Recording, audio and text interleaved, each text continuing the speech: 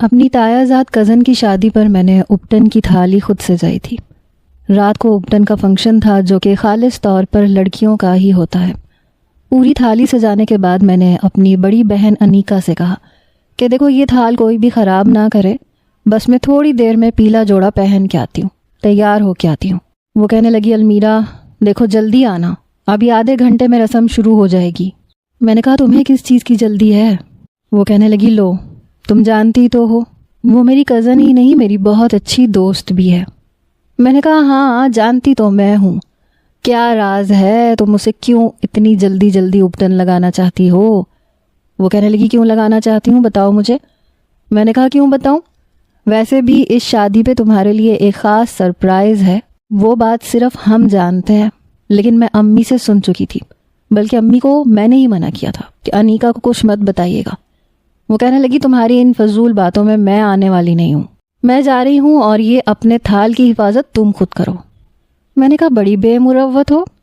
یہ کہہ کے میں جلدی سے اپنے کمرے میں گئی، پیلا جوڑا پہنا، پیلے رنگ کی چوڑیاں پہنی، بالوں میں کلیوں کے گجرے لگائے، آنکھوں میں موٹا موٹا کاجل، لائٹ پنک کلر کی لپسٹک، بس یہ تھا میرا میک اپ۔ ہم سب کزنوں نے ایسے ہی کپڑے پہنے تھے پیلے رنگ کے۔ افشین کا رشتہ اس کی خالہ کے گھر پہ ہوا تھا۔ جیسے ہی میں نے اپٹن کا تھال پکڑا، جہاں ترتیب سے ہر چیز رکھی ہوئی تھی، ایک طرف سرسوں کا تیل، ایک طرف اپٹن، بہت سی چاکلیٹس جو ہم سب نے مل کے کھانی تھی، خوب ہلا گلا کرنا تھا۔ البتہ لڑکوں کو آج تایا جی کے پورشن میں آنے کی اجازت نہیں تھی، کیونکہ ہم نے ڈانس کا بھی پروگرام بنا رکھا تھا۔ جیسی تھال کو ایک ہاتھ سے سنبھالے میں نے کمرے کا دروازہ کھولا، سامنے زیان کھڑا تھا۔ کہنے لگا یہ تم کیا گیندے کا پھول بنی ہوئی ہو؟ میں نے کہا تمہیں کیا تکلیف ہے، ہٹو پیچھے۔ کہنے لگا ایسے کیسے پیچھے ہٹوں، آج تو ویسے بھی اپٹن ہے۔ میں تو سوچ رہا ہوں تم جیسی کالی کلوٹی بھی تھوڑا سا اپٹن لگا لے، شاید رنگ پہ کچھ خاص فرق پڑ جائے۔ اس نے میری ہلکی گندمی رنگت پہ چوٹ کی تھی۔ میں نے کہا جوتا اتار کے ماروں گی تمہیں، سمجھے نا، ہٹو پیچھے۔ لیکن وہ ایک نمبر کا کمینہ تھا۔ اپٹن کی پیالی سے اپنی 3 انگلیوں میں اپٹن بھرا اور میرے منہ پہ مل دیا۔ میں نے کہا زیان کے بچے مر جاؤ گے مجھ سے۔ میں نے تھال ایک طرف رکھا، اپٹن کی پیالی پکڑی اور اس کے پیچھے بھاگنے لگی۔ وہ اوپر کا زینہ چڑھ گیا جہاں میرے تایا ابا کا گھر تھا۔ میں اس کے پیچھے بھاگ رہی تھی، لیکن وہ 4 سیڑھیاں پھلانگتا ہوا غائب ہو گیا۔ میں نے کہا تمہیں چھوڑوں گی نہیں آج میں، تم میرے ہاتھ سے ضائع ہو جاؤ گے آج۔ یہ کہتے ہوئے میں بری طرح سے دانش بھائی کے ساتھ ٹکرائی۔ میرے ہاتھ میں پکڑا اپٹن ان کی سفید کلف والی قمیض کی زینت بن چکا تھا، اور میری جان نکلی تھی کیونکہ وہ ویسے ہی غصے کے بڑے تیز تھے۔ کہنے لگے المیرا یہ کیا کیا ہے تم نے، تمہارا بچپنا کب ختم ہوگا؟ میں تنگ آ چکا ہوں تمہاری ان نان سیریس حرکتوں سے۔ میں نے کہا سوری دانش بھائی، میں صاف کر دیتی ہوں۔ اس سے پہلے کہ میں اپنے دوپٹے سے ان کی قمیض پہ گرا اپٹن صاف کرتی، انہوں نے میری کلائی پکڑ لی۔ کہنے لگے تم بس کام بگاڑنا جانتی ہو، آج تک تم نے کبھی کسی کام کو سدھارا ہے؟ دفع ہو جاؤ یہاں سے، ورنہ میں کیا کر بیٹھوں گا۔ بیچارے کو دوبارہ اوپر اپنے کمرے میں جانا پڑا۔ مجھے پتا تھا مجھے گالیاں دیتے ہوئے اوپر گئے ہوں گے۔ بہرحال میں نے گری ہوئی پیالی اٹھائی، اوپر دیکھا تو زیان منہ چڑھا رہا تھا۔ میں نے کہا کمینے، تمہیں چھوڑوں گی نہیں میں۔ کہنے لگا بہت مزہ آیا، دانش بھائی سے تمہاری اچھی والی ہو گئی نا۔ وہ مجھے چڑھاتے ہوئے بھاگا۔ میں نے کہا چھوڑوں گی تو میں بھی نہیں۔ سیڑھیوں پہ گرا ہوا سارا اپٹن میں نے پیالی میں ڈالا اور پیالی اپنے پیچھے چھپا کے اوپر کی سیڑھیاں چڑھ گئی۔ مجھے دیکھتے ہی زیان کو پتا تھا کہ میں اپنا بدلہ لیے بغیر چین سے نہیں بیٹھوں گی، اس لیے انیکا جو تائی اماں کے کچن سے چائے کی ٹرے اٹھائے باہر آ رہی تھی، زیان اس کے پیچھے جا کے چھپ گیا، دونوں بازوؤں سے اسے پکڑ کے اپنا چہرہ چھپا لیا۔ وہ کہنے لگی زیان کیا کر رہے ہو، چائے گر جائے گی۔ کہنے لگا اس خون خوار بلی سے مجھے بچا لو پلیز انیکا۔ وہ کہنے لگی میرے ہاتھ سے چائے گر جائے گی۔ میں نے کہا تم پیچھے ہٹو، میں اس کمینے کو چھوڑوں گی نہیں، اس کی وجہ سے مجھے دانش بھائی سے بہت ڈانٹ پڑی ہے، اور میرا منہ دیکھو اس نے کیسے بگاڑ کے رکھ دیا ہے۔ میں اسے چھوڑوں گی نہیں، انیکا تم پیچھے ہٹ جاؤ۔ وہ کہنے لگی یہ مجھے چھوڑے گا تو میں پیچھے ہٹوں گی نا۔ زیان اس کے پیچھے کھڑا تھا۔ کہنے لگا دیکھو بہن کا ساتھ مت دینا، میں تمہیں صاف صاف کہہ رہا ہوں۔ بہرحال وہ المیرا ہی کیا جو اپنا بدلہ نہ لے۔ میں ایک دم پیچھے آ کے اس کے پورے منہ پہ اپٹن مل چکی تھی. وہ انیکا کو بھی چھوڑ چکا تھا. میں نے کہا آج کے بعد سوچ سمجھ کے مجھ سے پنگا لینا. کہنے لگا چھوڑوں گا تو میں بھی نہیں تمہیں, اور تم اچھے طریقے سے جانتی ہو میں نے اپٹن تمہارے منہ پہ کیوں ملا تھا. تم نے جو میری نئی شرٹ کے ساتھ کیا تھا نا, جان بوجھ کے تم نے اسے جلایا تھا, یہ اس کا بدلہ تھا. اب دیکھو اس کا بدلہ میں تم سے کیسے لیتا ہوں. میں نے کہا سوچ ہے تمہاری, میں بھی پیچھے نہیں ہٹوں گی. شکر کرو تمہاری شرٹ پہ استری لگائی تھی, تمہارے منہ پہ نہیں لگائی تھی. اور تم بھی جانتے ہو میں نے استری کیوں لگائی تھی, کیونکہ تم مجھے کالج کے بیچ راستے میں چھوڑ کے دفع ہو گئے تھے. وہ کہنے لگا اور وہ جو تم نے ابا سے میری شکایت لگائی تھی وہ بھول گئی تم. ہم لوگوں کے حساب کتاب بہت پرانے تھے. ہمارا یہ بڑا سا گھر 3 پورشن پر مشتمل تھا. سب سے نیچے ہمارے سب سے چھوٹے چچا دادی کے ساتھ رہتے تھے. بیچ والے پورشن میں ہم تھے اور اوپر والے پورشن میں تایا ابا. ان کے 2 بچے تھے, ایک افشین اور دوسرے دانش بھائی, جو افشین سے بھی بڑے تھے. افشین اور انیکا کی تقریباً ایک ہی عمر تھی. ہم 2 بہنیں تھیں. ایک چھوٹا بھائی تھا جو مجھ سے بھی 8 سال چھوٹا تھا, اسکول میں پڑھتا تھا. البتہ مجھ میں اور انیکا میں 3 سال کا فرق تھا. اور چھوٹے چچا کے 2 بیٹے اور ایک بیٹی تھی. بیٹی اسکول جاتی تھی اور بڑا بیٹا یہ تھا زیان, جو مجھ سے 2 سال بڑا تھا, انیکا سے 1 سال چھوٹا تھا. انوکھی بات یہ تھی کہ ہمارے چچا تایا اور ہمارے والد میں بہت اتفاق تھا. البتہ چچی اماں اور تائی اماں کی کبھی کبھی نوک جھونک ہو جایا کرتی تھی, لیکن ہم سب کزنز آپس میں جتنا لڑتے تھے ہلا گلا بھی اتنا ہی کرتے تھے. بہرحال تایا ابا نے ابھی چند روز پہلے ابا سے بات کی کہ انہیں انیکا دانش بھائی کے لیے بہت پسند ہے, اور افشی کی مہندی پر ہی منگنی کا اعلان بھی ہونا تھا. ہمارے ہاں ایسے سب فیصلے بڑے ہی کرتے تھے, اور ہمارے ذہنوں میں ایک دوسرے کو لے کے ایسا کچھ تھا بھی نہیں کہ ہم اختلاف کرتے یا ہمیں اپنے بڑوں کے فیصلے پہ کوئی ناراضگی یا اختلاف ہوتا. امی کہنے لگی کہ ایسا کرو تم انیکا سے بات کر لو, اسے پتہ تو ہو. میں نے کہا اسے کیا اعتراض ہونا ہے, وہ تو ویسے ہی اللہ میاں کی گائے ہے, آپ کو پتہ ہے نا ہر چیز پہ کمپرومائز کرنا جانتی ہے. بس ویسے تو دانش بھائی دیکھنے میں اچھے خاصے ہیں, لیکن امی سڑیل مزاج سے ہیں, مطلب سنجیدہ سے ہیں. میں نے آج تک کبھی انہیں مسکراتے ہوئے نہیں دیکھا. یہ نہیں کہ شادی کے بعد میری بہن بھی مسکرانا بھول جائے. میں سیب کھاتے ہوئے وہیں کچن کی شیلف پہ بیٹھی امی سے باتیں کر رہی تھی. امی کہنے لگی تمہاری طرح چپڑ نہیں بولتا نا, تو تمہیں وہ بندہ ویسے بھی سڑیل مزاج ہی لگتا ہے. ارے اچھا خاصا ہنسمکھ تو ہے, جہاں بات کرنی ہوتی ہے کرتا ہے, تمیز سے بات کرتا ہے. مجھے تو وہ اپنی بچی کے لیے بالکل ٹھیک لگتا ہے, دونوں بہت خوش رہیں گے. میں نے کندھے اچکائے. میں نے امی کو کہا کہ بس انیکا کو سرپرائز دیں گے, ویسے بھی وہ دانش بھائی کی بہت تعریفیں کرتی ہے. مجھے تو لگتا ہے آگ دونوں طرف برابر لگی ہوئی ہے. میری بات سن کے میری ماں نے میرے بازو پہ تھپڑ مارا تھا. کہنے لگی بہت بدتمیز ہو. میں ہنسنے لگی. اس لیے ہم نے انیکا کو کچھ نہیں بتایا تھا.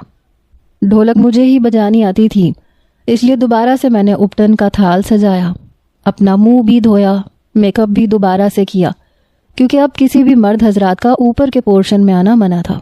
ہم سب لڑکیوں نے خوب ہلا گلا کیا. افشین کی بہت ساری سہیلیاں بھی آئی تھیں. میں نے بھی اپنے کالج کی دوستوں کو بلایا تھا. افشین کی مائیوں پہ بہت مزہ آیا. کھانا کھانے کے بعد میں نیچے اپنے پورشن میں آئی. جیسے ہی اپنا کمرہ کھولا میرے ہوش اڑ کے رہ گئے. میرے کمرے کا حشر نشر ہوا پڑا تھا, اور میں جانتی تھی کہ کرنے والا زیان ہے اور کوئی نہیں. میں غصے سے نیچے اتری تو نیچے والے پورشن میں وہ بیٹھا کھانا کھا رہا تھا. تمام مرد حضرات وہیں پہ کھانا کھا رہے تھے. تایا ابا, چچا, میرے والد, دانش بھائی اور وہ کمینہ زیان مجھے دیکھ کے یوں کھا رہا تھا جیسے اس نے کچھ کیا ہی نہیں. میں جا کے سیدھا چچا کے پاس بیٹھ گئی. مجھے دیکھ کے کہنے لگے واہ میری بیٹی تو آج بہت پیاری لگ رہی ہے. میں نے کہا چچا جان, زیان نے میرے کمرے کا حشر نشر کر دیا, اس سے پوچھے اسے کیا تکلیف ہے. کہنے لگا ابا یہ 1 نمبر کی جھوٹی لڑکی ہے, میں نے کچھ بھی نہیں کیا, یہ خود اپنے کمرے کا حشر بگاڑ کے آئی ہے, نام میرا لگا رہی ہے. چچا نے غصے سے اسے گھور کے دیکھا. میں جانتی تھی وہ مجھ سے بہت پیار کرتے ہیں, اس کی بات پہ یقین کریں گے ہی نہیں۔ وہ کہنے لگے زیان میں تمہیں اچھے طریقے سے جانتا ہوں، جیسے تم نے المیرا کا کمرہ خراب کیا ہے ویسے ہی جا کے ٹھیک کر کے آؤ۔ وہ کہنے لگا میں سچ کہہ رہا ہوں، یہ جھوٹ بول رہی ہے، یہ جان بوجھ کے کر رہی ہے، آپ کو اپنے بیٹے پہ بھروسہ نہیں ہے؟ وہ کہنے لگے بالکل بھی نہیں ہے، مجھے پتہ ہے المیرا جھوٹ بول ہی نہیں سکتی۔ پھر مجھے کہنے لگے بیٹے تم نے کھانا تو ٹھیک سے کھایا تھا نا؟ میں نے کہا جی چچا جی میں نے کھانا بالکل ڈٹ کے کھایا ہے، اب میں یہیں پہ بیٹھی ہوں جب تک یہ میرا کمرہ ٹھیک نہیں کرے گا۔ کھانا کھانے کے بعد زیان اوپر گیا، جب میں کمرے میں گئی تو میرے کمرے کی بکھری ہوئی چادر بچھا رہا تھا۔ کہنے لگا یہ جو تم میرے باپ کی چمچی بنی ہوئی ہو نا، دیکھ لینا سیدھا جہنم میں جاؤ گی۔ میں نے کہا ہاں ضرور جاؤں گی، لیکن تمہارا ہاتھ پکڑ کے تمہیں ساتھ لے کے جاؤں گی۔ کہنے لگا میں کیوں جانے لگا، منہ دھو کے رکھو اپنا۔ میں نے کہا میرے ساتھ تو تمہیں ہر جگہ جانا پڑے گا، اب تم یہ خود سوچ لو کہ جہنم میں جانا پسند کرو گے یا جنت میں۔ کہنے لگا تمہارے ساتھ میں کہیں بھی نہیں۔ میرے کمرے کو درست کر کے وہ کمرے سے باہر نکل چکا تھا۔ میں نے سکون کی گہری سانس لی۔ اگلے روز مہندی تھی اور زیان کی یونیورسٹی کا آخری پیپر بھی تھا۔ میں اس وقت کپڑے پریس کر رہی تھی اور انیکا کے کمرے میں تھی۔ وہ اپنے ہاتھ پہ مہندی لگا رہی تھی، کہہ رہی تھی میں ابھی مہندی لگا لوں ورنہ پھر سب کی مہندی بھی مجھے لگانی پڑے گی اور اپنے لیے پھر وقت ہی نہیں ملے گا۔ جب زیان اپنی کتابیں لا کے بیڈ پہ پٹک چکا تھا، کہنے لگا یار یہ مجھے سمجھ نہیں آ رہا، تھوڑا سمجھا دو نا۔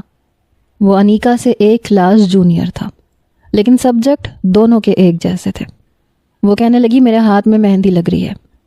کہنے لگا تو کیا ہوا، منہ سے سمجھانا ہے نا یار، سمجھا دو۔ تم بہت اچھے سے کلیئر کرتی ہو، مجھے سب سمجھ میں آ جاتا ہے۔ میں نے کہا یہ تم میری بہن کے پاس کیوں آئے ہو سمجھنے کے لیے؟ کہنے لگا تم اپنا منہ بند رکھو، سمجھی نا، اس وقت میں تم سے لڑنے کے موڈ میں نہیں ہوں، نہ میرے پاس ٹائم ہے۔ صبح صبح میرا پیپر ہے اور اسی دن شادی بھی ہے۔ انیکا یار یہ سمجھا دو نا، کیسے ہوگا؟ وہ بیچاری اپنی مہندی چھوڑ کے اسے سمجھانے لگی۔ میں نے کہا یہ تمہیں بہت مکھن لگاتا ہے، ذرا اسے اپنی اوقات میں رکھا کرو، ہم نے اس کا ٹھیکہ نہیں لے رکھا۔ مجھے پتا ہے جتنی مرضی تم اس کے ساتھ سر کھپائی کر لو، اس نے صرف پاس ہی ہونا ہے۔ زیان نے بیڈ سے تکیہ اٹھایا، صوفے پہ میری طرف پھینکا، کہنے لگا لڑکی اپنا منہ بند کرو، اگر مجھے سمجھ میں نہیں آیا نا یہ ساری کی ساری مہندی میں تمہارے منہ پہ مار دوں گا اور شادی پہ تمہارا جو نقشہ بنا ہوگا نا پھر سب دیکھیں گے۔ میں نے کہا بھاڑ میں جاؤ تم میری طرف سے۔ یہ کہہ کے میں کمرے سے باہر جانے لگی۔ کہنے لگا 2 کپ چائے بھیجو ہمارے لیے۔ میں نے کہا زہر ملا کے نہ دے دوں تمہیں؟ کہنے لگا تمہاری مرضی ہے، ویسے زہر کی کیا ضرورت ہے، گرم گرم چائے میں اپنی انگلی پھیر کے دے دینا، چائے ویسی ہی زہریلی ہو جائے گی۔ میں نے زور سے کمرے کا دروازہ بند کیا تھا۔ بہرحال چائے تو مجھے بنانی ہی تھی کیونکہ مجھے جو پینی تھی، اور انیکا بھی اس وقت چائے پیتی تھی۔ جب تک میں چائے بنا کے آئی تب تک وہ سوال سمجھ چکا تھا۔ کہنے لگا یو آر گریٹ کزن۔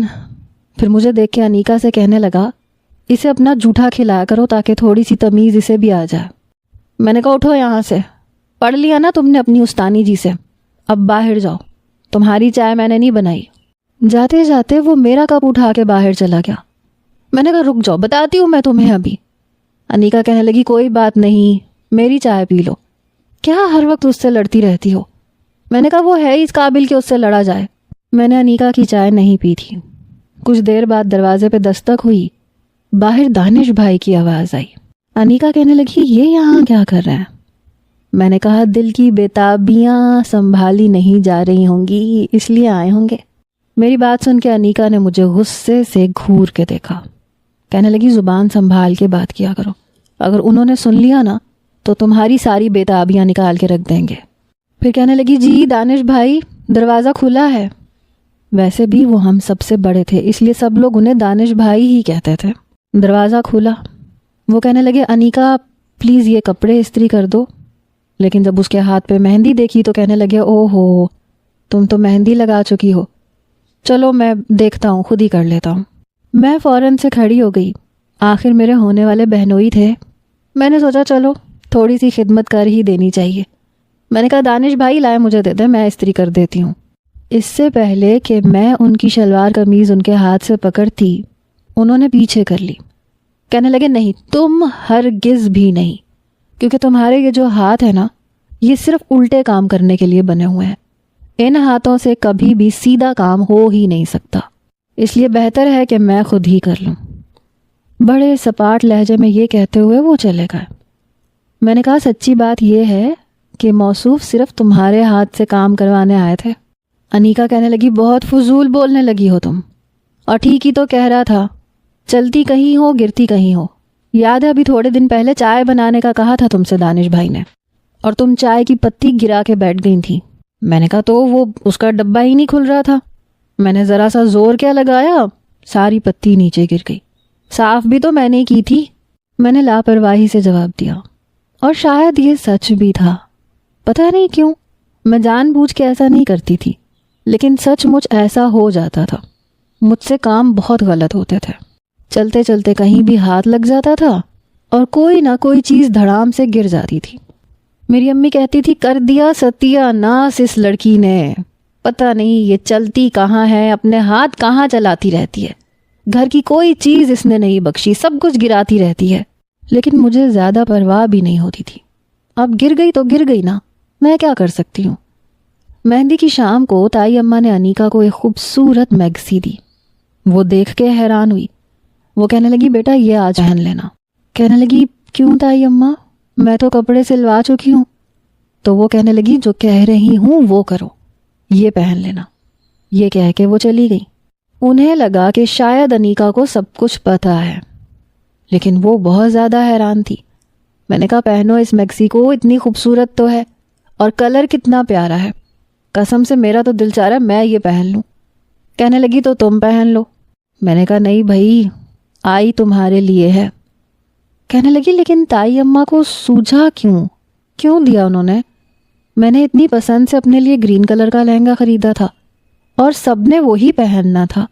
میں نے کہا وہ اتنے پیار سے دے کے گئی ہیں تو پہن لو نا، کیا تکلیف ہے تمہیں. اس نے وہ میکسی پہن لی. اسے تیار بھی میں نے ہی کیا تھا کیونکہ اسے زیادہ میک اپ کرنا نہیں آتا تھا. البتہ مجھے آتا تھا. میں نے اسے بہت خوبصورت تیار کیا تھا. بہرحال مہندی کا فنکشن جیسے ہی ختم ہوا، تایا ابا نے انیکا کا ہاتھ پکڑا اور اسٹیج پر لے جا کر اسے دانش بھائی کے برابر میں بٹھا دیا. وہ بری طرح سے گھبرائی اور ہم سب لوگ کہنے لگے سرپرائز. اس بار میں نے دانش بھائی کو بھی مسکراتے ہوئے دیکھا. میں نے کہا واہ بھائی دانش بھائی، آج تو آپ کے بڑے دانت نکل رہے ہیں. میری یہ بات سن کے انہوں نے مجھے گھور کے دیکھا، لیکن آج ان کے چہرے کی مسکراہٹ بتا رہی تھی کہ وہ کتنے خوش ہیں. البتہ انیکا کچھ گھبرائی سی تھی. شاید اسے سب کچھ پتہ نہیں تھا، اس لیے تایا ابا نے کہا آج سے یہ ہماری بچی ہوئی. چلو بھائی زلیخا، انگوٹھی نکالو دانش کو دو تاکہ وہ انیکا کو پہنائے. میری تائی اماں نے انگوٹھی نکال کے دانش بھائی کو پکڑا دی. ہم سب لوگ ہوٹنگ بھی کر رہے تھے، ہنس بھی رہے تھے جب انگوٹھی انیکا کے ہاتھ میں پہنائی گئی. بہرحال ہم سب نے ان دونوں کو مٹھائی کھلائی. میں انیکا کے برابر میں بیٹھ گئی. میں نے کہا کیسا لگا تمہیں سرپرائز؟ کہنے لگی تمہیں پتا تھا کیا؟ میں نے کہا ہاں سب کو پتا تھا. جانے نہ جانے گل ہی نہ جانے، باغ تو سارا جانے ہے. ہم چاہتے تھے تمہیں سرپرائز دیں. میری بات سن کے وہ ذرا سا مسکرائی. بہت پیاری لگ رہی تھی، بلکہ دونوں کا کپل بہت اچھا لگ رہا تھا. بہرحال رات کو جب میں کمرے میں آئی تب تک انیکا اپنے کپڑے تبدیل کر چکی تھی. فوراً سے سونے کے لیے بھی لیٹ گئی. حالانکہ اتنی جلدی سوتی نہیں تھی. میں اس کے برابر میں لیٹ گئی. ہم دونوں کا ایک ہی کمرہ تھا. میں نے کہا کیا ہوا، اتنی جلدی نیند کیسے آ گئی تمہیں؟ کہنے لگی ہاں تھکی ہوئی ہوں. میں نے کہا یار تم دونوں کا کپل کتنا اچھا ہے نا. تم بھی کم گو ہو، دانش بھائی بھی. بہت اچھی گزرے گی تم لوگوں کی. کہنے لگی ہاں بہت اچھے ہیں وہ، لیکن المیرا تم نے مجھے بتایا کیوں نہیں؟ میں نے کہا کیونکہ میں نے تمہیں دیکھا تھا، تم دانش بھائی کے کام بھاگ بھاگ کے کرتی تھی. میں سمجھ گئی تھی کہ تم بھی انہیں پسند کرتی ہو، اور ہمارے خاندان میں سب سے پہلے رشتے خاندان میں دیکھے جاتے ہیں، اپنی ہی فیملی میں، اور تمہارے لیے صرف دانش بھائی ہی بچتے تھے. اس لیے کچھ تو تم نے بھی سوچا ہوگا ہے نا. دیکھ لو تمہاری بہن ہوں اس لیے مجھے پتہ چل گیا تھا. اس نے میری طرف بڑی غور سے دیکھا. کہنے لگی ہاں یہ بات تو ہے، جتنا کچھ تم نے جان لیا اتنا تو میں بھی نہیں جان پائی. میں نے کہا بس ٹھیک ہے پھر دعائیں دو مجھے۔ صبح ہم لوگ کافی دیر سے اٹھے۔ جب میں کمرے سے باہر آئی تو سب لوگ ناشتہ کر چکے تھے۔ میں چچی کے گھر چلی گئی۔ مجھے پتا تھا آج زیان کا آخری پیپر ہے، وہ ابھی یونیورسٹی سے واپس آیا تھا۔ چچی اس سے ناشتے کا پوچھ رہی تھی۔ کہنے لگا نہیں کروں گا، سر میں درد ہے، رات بھر جاگتا رہا ہوں، بس اب سوؤں گا۔ وہ بھی یہ کہہ ہی رہا تھا جب میں سیڑھیاں پھلانگتی ہوئی نیچے اتر رہی تھی کہ اچانک میرا پاؤں پھسلا اور میں دھڑام سے سیڑھی پہ گری، اور اسی طرح سے میں گر کے نیچے پہنچی۔ آپ اچھے طریقے سے سوچ سکتے ہیں، میری کوہنی پہ چوٹ لگ گئی، پاؤں پہ بھی۔ چچی کہنے لگی اللہ لڑکی تم آفت ہو کیا، آندھی طوفان کی طرح آتی جاتی ہو۔ خیر میں گر گر کے ڈھیٹ ہو چکی تھی، البتہ زیان ایک دفعہ بھی میرے پاس نہیں آیا۔ کہنے لگا بہت اچھا ہوا، تمہارے ساتھ ایسے ہی ہونا چاہیے تھا۔ میں نے کہا چچی اس کا منہ بند کروا دیں، کمینہ اسی نے گندی نظر لگائی ہے مجھے، تبھی میں گری ہوں۔ میں اپنی کوہنی کو سہلا رہی تھی جب وہ اپنے کمرے میں جا کے دروازہ بند کر چکا تھا۔ چچی کہنے لگی تم آئی کیوں تھی؟ میں نے کہا اس کمینے سے پوچھنے آئی تھی کہ اس کا پیپر کیسا ہوا ہے، اللہ کرے فیل ہو جائے۔ چچی کہنے لگی اللہ نہ کرے، اچھا آؤ کوشش کرو چلنے کی۔ میرے پاؤں میں موچ آ گئی تھی، میں لنگڑاتے ہوئے لاؤنج کے صوفے پہ آ کے بیٹھ گئی، ساتھ میں آنسو بھی بہا رہی تھی۔ چچا بھی میرے برابر میں آ کے بیٹھ گئے، پھر اپنی چھوٹی بیٹی سے کہنے لگے مریم جاؤ ڈیٹول لے کے آؤ۔ پھر مجھ سے کہنے لگے زیادہ چوٹ تو نہیں آئی؟ میں نے کہا پاؤں نہیں چل رہا میرا، میں نے ناشتہ بھی نہیں کیا، اس کمینے سے پوچھنے آئی تھی کہ اس کا پیپر کیسا ہوا۔ چچی کہنے لگی اتنی فکر ہے اس کی تمہیں؟ میں نے کہا ہاں ہے تبھی تو آئی تھی۔ پھر وہ مسکرانے لگی، کہنے لگی اچھا چلو میں تمہیں ناشتہ بنا کے دیتی ہوں۔ جیسے ہی وہ کھڑی ہوئی میں نے کہا میں پراٹھا آملیٹ کھاؤں گی۔ چچی بہت مزے کے پراٹھے بناتی تھی، بالکل بل والے خستہ قسم کے۔ ہم سارے گھر میں چچی کی کوکنگ سب سے زیادہ اچھی تھی، بہت مزے کے کھانے بناتی تھیں۔ خیر میرے پاؤں پہ موچ آئی نہیں تھی، شاید چوٹ ہی لگی تھی۔ کچھ دیر میں اپنا پاؤں مسلسل ہلاتی رہی تو چلنے کے قابل بھی ہو گیا۔ ناشتے کے وقت چچی نے مریم سے کہا جاؤ زیان بھائی کو بلا کے لاؤ، صبح بھی کچھ کھا کے نہیں گیا تھا، ابھی بھی آتے ہی کمرے میں چلا گیا ہے، بتایا تک نہیں کہ پیپر کیسا ہوا ہے۔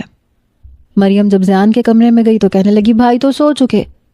میں نے کہا ہاں پوری رات پڑھتا رہا ہوگا نا، اب گدھے گھوڑے بیچ کے سو رہا ہے۔ بہرحال میں نیچے ہی بیٹھی رہی، چچی سے باتیں کرتی رہی، وہ بھی مجھ سے مشورے مانگتی رہتی تھیں۔ بتاؤ المیرا آج کے دن جولری کون سی پہنوں، سلور یا گولڈن؟ اور میں انہیں مشورے دیتی رہتی تھی۔ کبھی کبھی جب ان سے اچھا میک اپ نہیں ہوتا تھا تو اوپر آ جاتی تھیں اور میں ان کا میک اپ کر دیتی تھی۔ کچھ دیر میں میری والدہ مجھے پکارنے لگیں کہ جلدی سے آؤ، تیار ہو جاؤ، آج شادی کا فنکشن ہے، اتنے کام ہیں، تم کیا نیچے جا کے بیٹھ گئی ہو؟ میں نے کہا آ رہی ہوں۔ بار بار میں زیان کے کمرے کی طرف دیکھ رہی تھی کہ جب اس کا دروازہ کھلے تو اس سے پوچھوں کہ اس کا پیپر کیسا ہوا ہے، کہیں کوئی گڑبڑ تو نہیں کر کے آ گیا۔ لیکن اس کا دروازہ ہی نہیں کھلا۔ میں مایوس ہو کر اوپر پہنچی۔ والدہ مجھے غصے سے دیکھ رہی تھیں، کہنے لگیں وقت دیکھا ہے تم نے، 3 بج رہے ہیں اور ڈھیر سارے کام ہیں۔ میں نے کہا نیکا کہاں ہے؟ وہ کہنے لگی اس نے کہاں ہونا ہے، افشین کو مہندی لگا رہی ہے۔ میں نے کہا تو رات نہیں لگائی تھی؟ کہنے لگی کہاں، آتے ہی تو سو گئی تھی، اب صبح سے وہ اوپر بیٹھی ہوئی ہے اور تم نیچے چاچی کے پاس جا کے بیٹھ گئی ہو، ماں کی تو کسی کو فکر ہی نہیں ہے۔ میں نے اپنی والدہ کے گلے میں دونوں باہیں ڈالی۔ میں نے کہا اچھا بتائے نا کیا کام کرنا ہے، میں کر دیتی ہوں۔ کہنے لگی اگر سیدھا سیدھا کر سکتی ہو تو میرے کپڑے پریس کر دو اور خدا کے لیے جلا مت دینا۔ میں نے کہا نہیں جلاتی، کر دیتی ہوں۔ میرا چھوٹا بھائی بھی آ گیا، کہنے لگا آپ ہی میرا سوٹ بالکل ٹھیک پریس کرنا، خدا کے لیے جلانا مت۔ میں نے کہا تم لوگوں نے مجھے سمجھ کیا رکھا ہے، تو مجھے کسی بھی کام کی تمیز نہیں ہے۔ میں نے بڑی احتیاط سے اپنی ماں کا اور چھوٹے بھائی کا سوٹ پریس کیا۔ میری تائی اماں کہنے لگی المیرا دانش کے ساتھ جا کر باراتیوں کے پہننے کے لیے لے آؤ اور ساتھ میں استقبال کے لیے گلاب کی پتیاں بھی لے آنا۔ میں نے کہا ٹھیک ہے میں جاتی ہوں، کہاں ہے دانش بھائی؟ وہ کہنے لگی وہ گاڑی میں بیٹھا ہے، ہارن بجا رہا ہے، جاؤ جلدی سے۔ میں تیزی سے سیڑھیاں اتری، مجھے نہیں پتا تھا زیان سیڑھیاں چڑھ رہا ہے، اس لیے میں بری طرح اس کے ساتھ ٹکرائی۔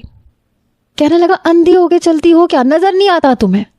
میں نے کہا تم بیچ میں آئے تھے، سمجھے نا؟ میں نے ایک تھپڑ اس کے کندھے پہ مارا. میں نے کہا یہ منہ کیوں سجا کے رکھا ہے تم نے؟ کیا پیپر غلط کر کے آئے ہو؟ کہنے لگا ہاں سارا پیپر خالی چھوڑ کے آیا ہوں. اور کچھ سننا ہے؟ میں نے کہا نہیں، بھاڑ میں جاؤ، اچھا ہے فیل ہو جاؤ گے. کہنے لگا میرے منہ مت لگنا، گلا دبا دوں گا تمہارا، مر جاؤ گی میرے ہاتھوں سے. میں نے کہا تم نے کیا انگارے چبا رکھے ہیں، میں نے تمہیں کہا کیا ہے؟ کہنے لگا یہ خواہ مخواہ کی ٹکرے نا مجھے مت مارا کرو، دیوار میں جا کے مارا کرو، سمجھی نا؟ اندھی کہیں کی، صدا کی لولی لنگڑی، چلتی کہاں ہو پہنچتی کہاں ہو، ہٹو پیچھے. مجھے پیچھے کرتا ہوا وہ اوپر چلا گیا. میں نے کہا اللہ کرے فیل ہو جاؤ تم، جوتے کھاؤ اپنے پروفیسر سے، کمینہ کہیں کا. یہ کہہ کے میں نیچے اتری. باہر گئی تو دانش بھائی نے جیسے گاڑی کے ہارن پہ ہاتھ رکھ دیا تھا. بڑی مشکل سے چلتے ہوئے میں گاڑی میں پہنچی کیونکہ پاؤں میں تو ابھی بھی درد تھا. میں نے فرنٹ ڈور کھولا اور بیٹھ گئی.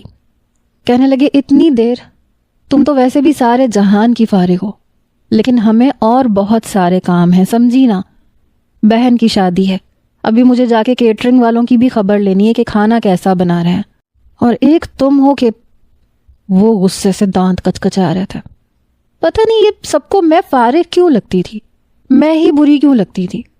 میں ان سے بحث نہیں کرنا چاہتی تھی. بھائی نے گاڑی چلائی اور ایک فلاور کی دکان پہ جا کے روکی.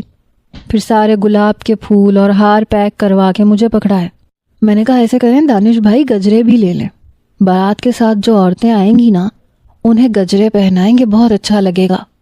پہلے وہ مجھے دیکھتے رہے، پھر کہنے لگا آئیڈیا تو اچھا دیا تم نے. پھر اسی وقت انہوں نے گجرے لے بھی لیے. پھر میں نے ایک بہت خوبصورت سی ٹوکری بھی خریدی تاکہ جب بارات کی خواتین آئیں تو اس ٹوکری میں سارے گجرے رکھ کے ایک ایک پکڑاتی جاؤں، اچھا لگے گا. بارات میں کسی چیز کی کوئی کمی نہیں ہوئی تھی اور میری چچی میری بہت تعریف کر رہی تھی، کہہ رہی تھی تم بہت اچھی لگ رہی ہو. رخصتی پہ ہم سب کی آنکھوں میں آنسو تھے. افشین بھی روئے جا رہی تھی. اس کے ساتھ کھڑا اس کا خالہ زاد کزن ہنس رہا تھا. کہنے لگا بس بھی کر دو، 20,000 تو پارلر والی نے لے لیا تھا، کیوں اس کی محنت کا ستیہ ناش کر رہی ہو؟ ابھی تو میں نے تمہیں جی بھر کے دیکھا بھی نہیں ہے. اس کی باتوں پہ ہم سب آنکھوں میں آنسو لیے ہنسنے پہ مجبور ہو گئے، یہاں تک کہ افشین بھی مسکرانے لگی. بہرحال وہ اپنے گھر جا چکی تھی. دانش نے زیان سے کہا کہ زیان تم ابھی یہیں رکو، میں امی اور باقی سب گھر والوں کو چھوڑ کے آتا ہوں. وہ کہنے لگا ٹھیک ہے. دانش بھائی کہنے لگے یہ پیسے رکھو اور پھر سب کچھ نمٹا کے پھر تم آ جانا. اس نے پیسے دانش بھائی سے پکڑ لیے. جب میں گاڑی میں بیٹھنے لگی تو جگہ ہی نہیں تھی. دانش بھائی کہنے لگے ایسے کرو تم زیان کے ساتھ واپس آ جانا. میں نے کہا وہ تو گھنٹہ لگا دے گا، ابھی اسے تو اتنے سارے کام ہیں. کہنے لگے کوئی بات نہیں، گاڑی میں جگہ بھی تو نہیں ہے نا. میں وہیں رک گئی. مجھے واپس ہال میں آتا دیکھ کے کہنے لگا تم یہاں کیا کر رہی ہو، گئی کیوں نہیں؟ میں نے کہا گاڑی میں جگہ نہیں تھی. یعنی اب تم میرے ساتھ جاؤ گی؟ میں نے کہا مجھے ایک بات تو بتاؤ، میں تمہیں تکلیف کیا دیتی ہوں؟ کہنے لگا بہت تکلیف دیتی ہو، ہر وقت لڑتی رہتی ہو. پھر وہاں پہ موجود ویٹرز آ گئے. کہنے لگے صاحب جی ہمیں بھی کوئی تھوڑی ٹپ شپ دے دیں. زیان نے انہیں پیسے دیے، ہال کے باقی کے ڈیوز کلیئر کیے. کہنے لگا چلو. میں اس کے ساتھ فرنٹ سیٹ پہ بیٹھ گئی. میں نے کہا زیان پلیز آئس کریم کھلا دو. کہنے لگا میں تمہیں صرف ایک ہی چیز کھلانے کی خواہش رکھتا ہوں. میں نے کہا ہاں مجھے پتا ہے، زہر. کہنے لگا شاباش بڑی سمجھدار ہو، اس لیے دوسری کسی چیز کی فرمائش تو مجھ سے نہ ہی کرو تو بہتر ہے. میں نے کہا اچھا یہ بتاؤ پیپر کیسا ہوا تھا؟ کہنے لگا اچھا ہو گیا تھا. میں نے کہا پھر فیکٹری کب جانا شروع کرو گے؟ کہنے لگا ابھی تو سوچ رہا ہوں دوستوں کے ساتھ اسلام آباد اور مری کے ٹرپ پہ چلا جاؤں، پھر واپس آ کے جوائن کروں گا. میں نے کہا پھر تو چچا جی کو تمہاری شادی کی بھی فکر لگ جائے گی. کہنے لگا میرا تو ایسا کوئی ارادہ نہیں ہے. میں نے کہا اچھا ایک بات پوچھوں تم سے، سچ سچ بتاؤ گے؟ کہنے لگا پھوٹو منہ سے، کیا پوچھنا ہے؟ میں نے کہا میں تمہیں کیسی لگتی ہوں؟ میری بات سن کے گاڑی کو ایک زوردار بریک لگی تھی.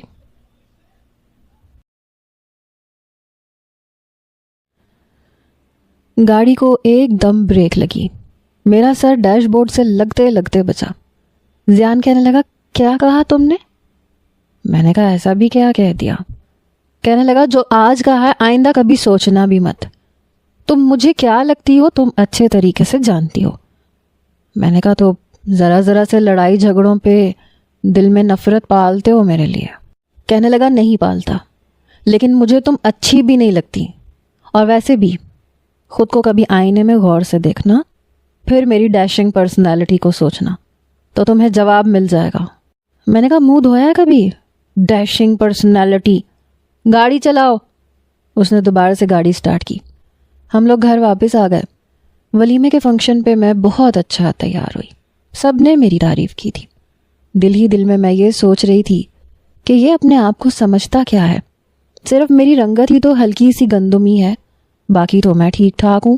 آپ یہ سمجھ سکتے ہیں کہ جتنا مرضی میں زیان سے لڑ لیتی، لیکن دل میں کہیں نہ کہیں اس کے لیے محبت کے جذبات بھی رکھتی تھی۔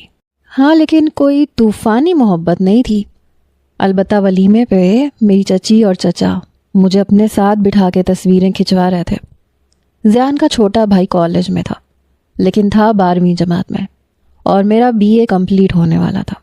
وہ مجھ سے 2 سال چھوٹا تھا، لیکن میری بہت عزت کرتا تھا۔ بدتمیز صرف زیان تھا۔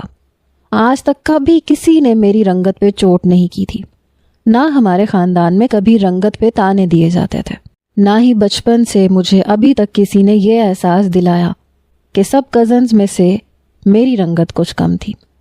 انیکا کی رنگت بہت سفید تھی، بالکل دودیا، اور میرے چھوٹے بھائی کا بھی رنگ بہت صاف ستھرا تھا، گورا تھا، اور باقی سب کا بھی۔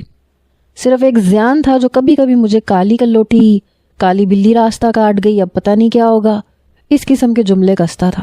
لیکن میں نے کبھی اس کی باتوں پہ نہ تو برا بنایا تھا اور نہ مجھے فرق پڑتا تھا، کیونکہ میں جانتی تھی مجھے چڑھانے کے لیے یہ سب کچھ کہتا ہے۔ بہرحال کچھ دن بعد زیان اپنے دوستوں کے ساتھ اسلام آباد اور مری وغیرہ چلا گیا۔ افشین کی بھی شادی ہو گئی، اس لیے تائی اماں کو اگر کسی کام کی ضرورت ہوتی تھی تو مجھے ہی آواز دیتی تھی۔ کہتی تھیں جب سے افشین گئی ہے میں تو بوکھلا کے رہ گئی ہوں، اور جب سے انیکا سے دانش کا رشتہ طے ہوا ہے تو وہ تو اوپر آتی ہی نہیں ہے۔ میں نے کہا کوئی بات نہیں تائی اماں، مجھے بتا دیں کیا کرنا ہے۔ کہنے لگی ہاں میرے گھٹنوں میں آج بہت درد ہے، ایسے کرو 5-6 روٹیاں بنا دو۔ روٹی بناتے ہوئے میری جان جاتی تھی، مجھے بہت غصہ آتا تھا کیونکہ نقشے بن جاتے تھے، سب مذاق اڑاتے تھے۔ تائی اماں کی تو خیر تھی، تایا ابا بھی کچھ نہیں کہتے تھے، لیکن دانش بھائی وہ تو بہت نقص نکالتے ہیں، ان کی تو ذرا سی چیز خراب ہو جاتی تو بہت ڈانٹتے تھے۔ بہرحال میں نے انکار نہیں کیا، کچن میں آ گئی، فریج میں سے آٹا نکالا، توے کے نیچے آگ جلائی۔ روٹی جب بیلی تو 1000 کوشش کے باوجود گول نہیں تھی۔ اب سمجھ نہیں آ رہا تھا کہ اس روٹی کو میں گول کیسے کروں۔ پھر میرے دماغ میں ایک آئیڈیا آیا۔ میں نے ایک پلاسٹک کا باؤل پکڑا، بیلی ہوئی روٹی کے اوپر الٹا رکھ دیا، اور پھر چھری سے اس کے کنارے کاٹ دیے، اسے بالکل گول کر دیا۔ پھر بڑی احتیاط سے پکڑ کے میں نے توے پہ ڈالی۔ پہلی بار میری عقل کی وجہ سے روٹیاں بالکل گول بنی، اور میں بڑی خوش تھی۔ کچھ ہی دیر میں تایا ابا اور دانش بھائی بھی واپس آ چکے تھے۔ میں نے کہا اچھا تائی اماں میں نیچے جاتی ہوں۔ تایا ابا کہنے لگے کیوں بھائی، تم نیچے کیا کرنے جا رہی ہو؟ میں نے کہا تایا ابا وہ میں نے روٹیاں بنانی تھیں، وہ میں نے